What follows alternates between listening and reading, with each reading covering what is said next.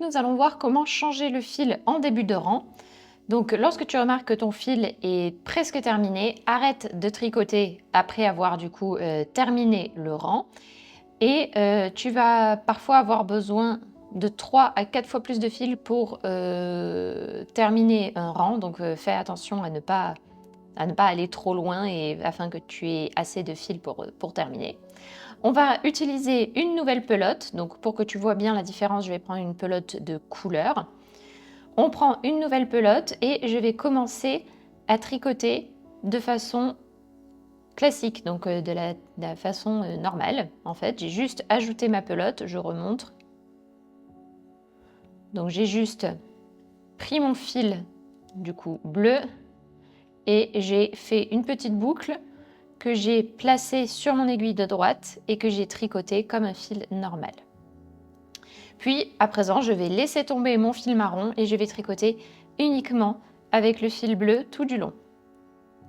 Et là, j'ai changé de couleur au début de mon rang.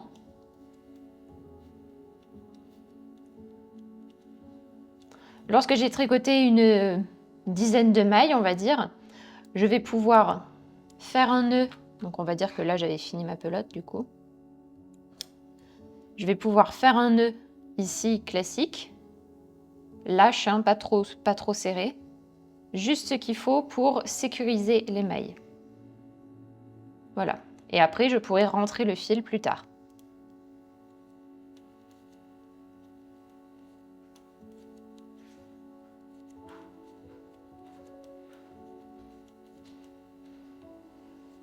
En fait, c'est mieux même de dénouer le fil plus tard parce que comme ça, je pourrais rentrer les fils correctement.